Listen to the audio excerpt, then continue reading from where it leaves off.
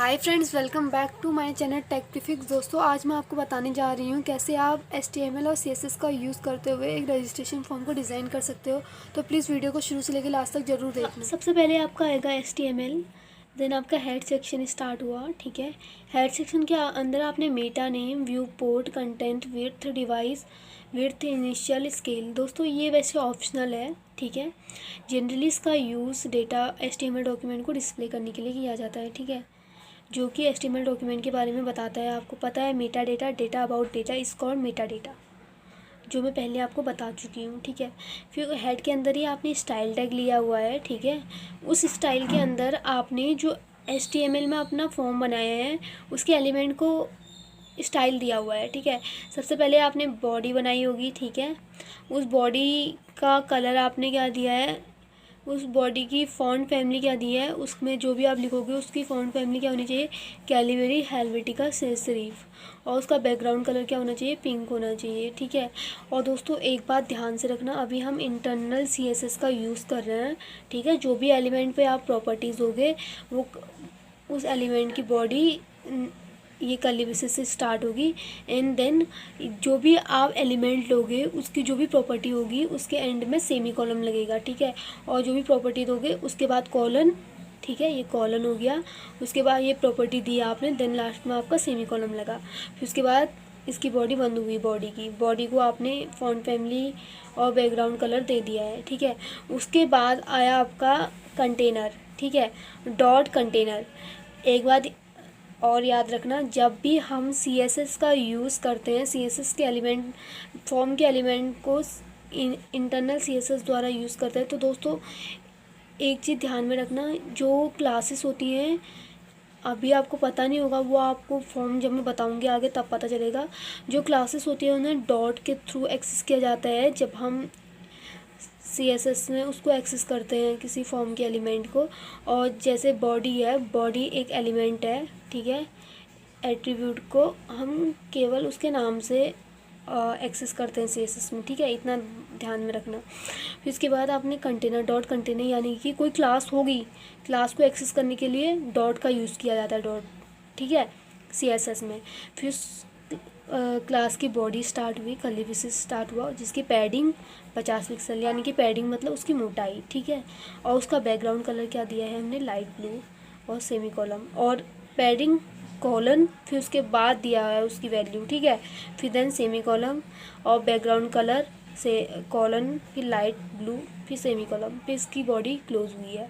तो दोस्तों एक बात याद रखना कि CSS में जब भी हम क्लास को एक्सेस करते हैं तो डॉट का यूज़ किया जाता है क्लास को एक्सेस करने के लिए, ठीक है। फिर आपका एक दूसरा एलिमेंट है डिव, जो कि आपने अपने फॉर्म पे लिया होगा। उस पर आपने पैडिंग क्या दी हुई है, मोटाई उसकी 10 पिक्सल, यानी कि पैडिंग मतलब मोटाई होती है, और एक कॉलन है 10 पिक्सल, देन सेमी कॉलम। आपको पूरा का पूरा सिंटैक्स फॉलो करना है जो मैंने आपको बताया हुआ है, ठीक है। ऐसी ही डॉट रजिस्ट्रेशन नाम की एक क्लास है, ठीक है। रजिस्ट्रेशन बटन नाम की एक क्लास है, BTN नाम की, जिसको आपने, जो क्लास है इसलिए आपने डॉट का यूज़ किया हुआ है, ठीक है।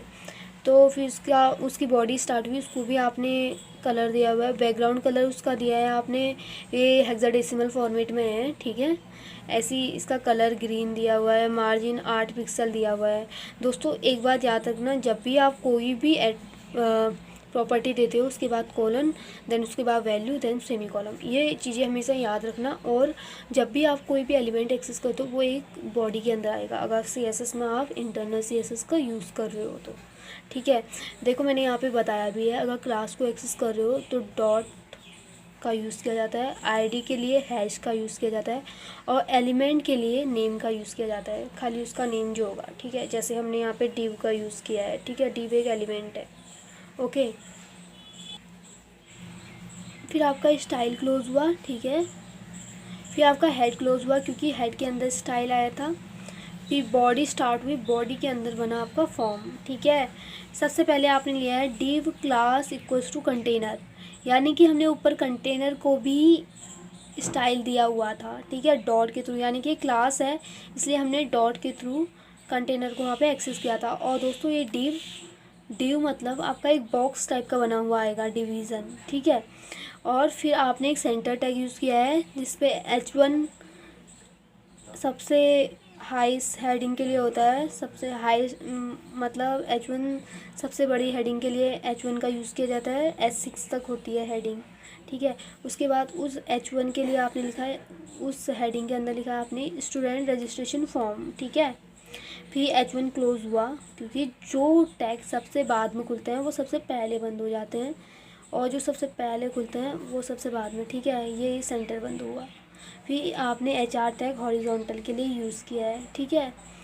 फिर आपने लिया है लेबल, फर्स्ट नेम लेबल, यानी कि इससे आपका फर्स्ट नेम बन गया, यहाँ पे एक फर्स्ट नेम नाम का लेबल बन गया, ऐसे ये फर्स्ट नेम नाम का लेबल बन गया आपका, ऐसे करके आएगा। फिर उसके बाद आएगा आपका input type equals to text, ठीक है।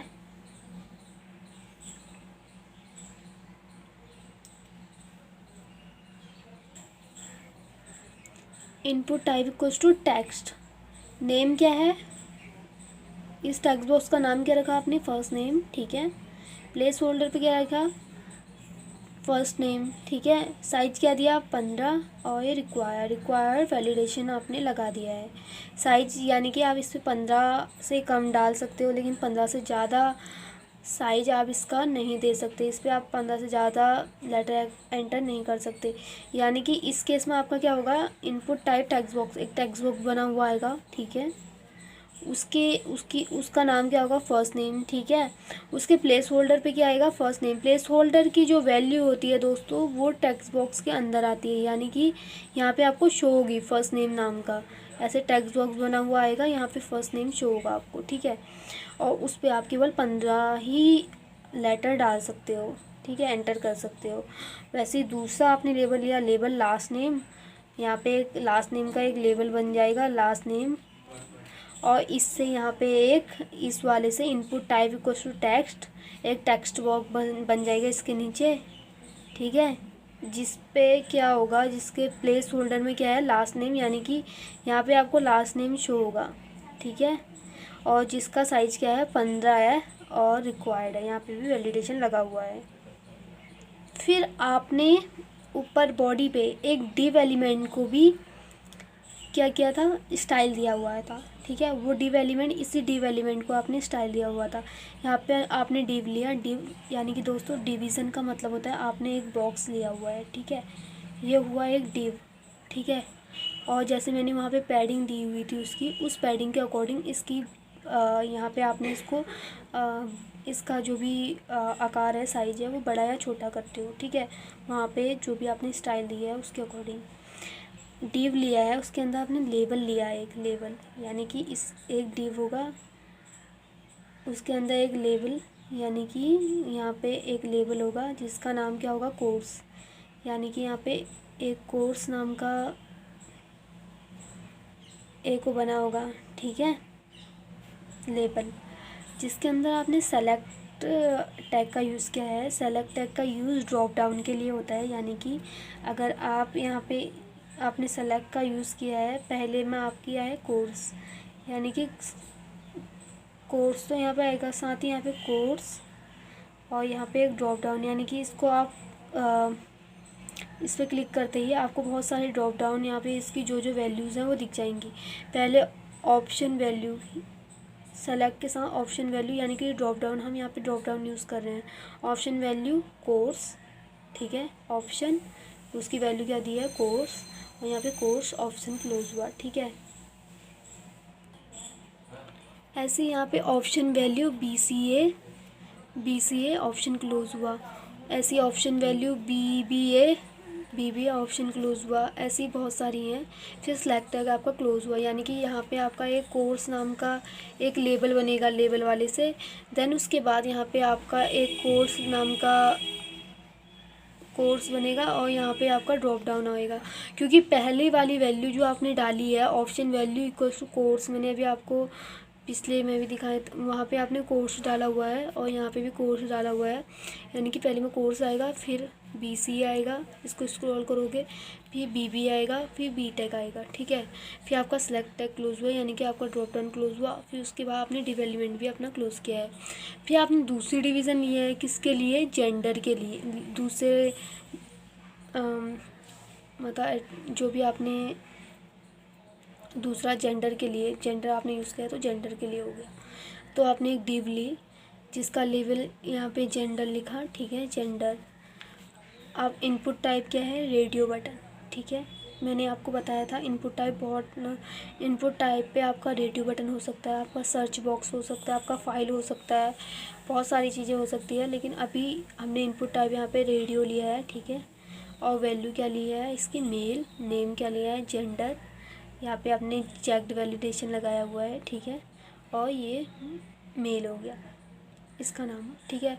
इससे क्या होगा आपका इस वाले से यहाँ पे तो जेंडर आ गया लेवल से, प्लस यहाँ पे जो इनपुट टाइप इक्वल्स रेडियो, इससे एक रेडियो बटन बन गया आपका यहाँ पे, ठीक है, जिसके आगे मेल है, ठीक है, मेल, सॉरी ये मेल है। दूसरा इससे दूसरा इनपुट टेक्स्ट बॉक्स बन गया आपका, जिसका नाम जहाँ पे जिसकी जो होगा फीमेल, ठीक है।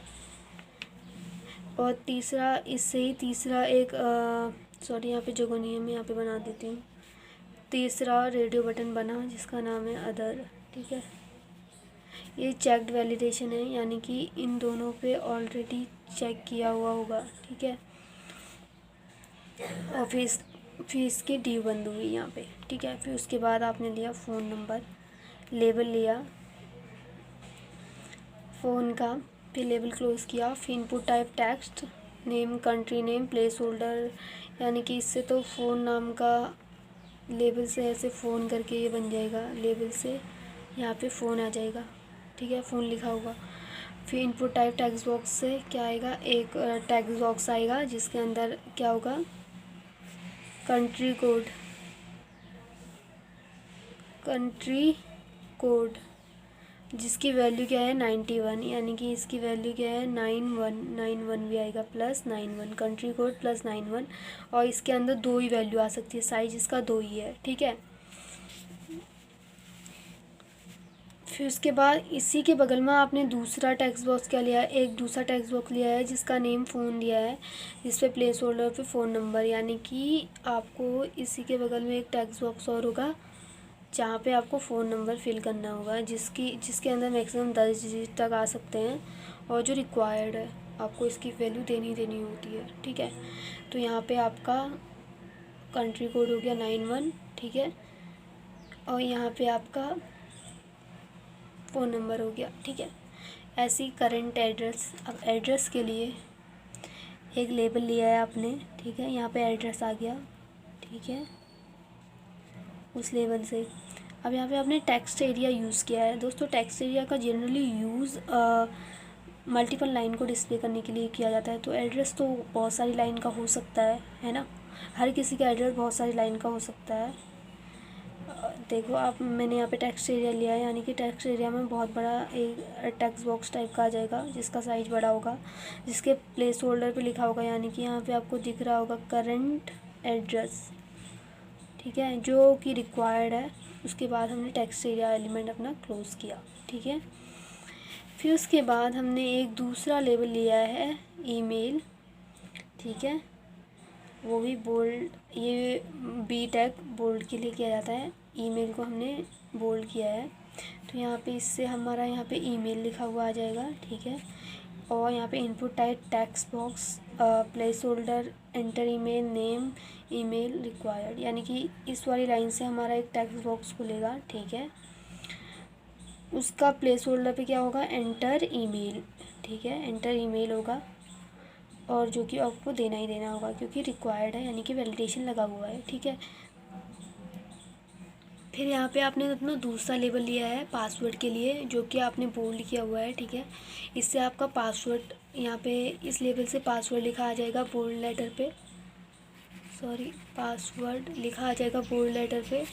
और ये input type equals to password, placeholder, enter password, और ये भी रिक्वायर्ड है। नेम इसका PSW और ये भी रिक्वायर्ड है, यानी कि इस वाली लाइन से आपका एक पासवर्ड टाइप का मतलब पासवर्ड बॉक्स बन जाएगा, जिसके अंदर आएगा एंटर पासवर्ड।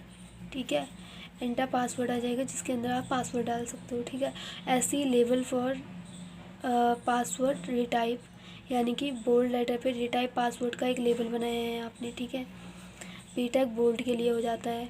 दोस्तों इस पर कंफ्यूज मत होना, यहाँ पे लेवल 4 का यूज़ किया है मैंने, लेकिन आप खाली लेवल का यूज़ भी कर सकते हो। ठीक है, तो यहाँ पे रिटाइप पासवर्ड बन जाएगा, एक लेवल बन जाएगा जिस पे आपने क्या लिखा है, input type equals to password,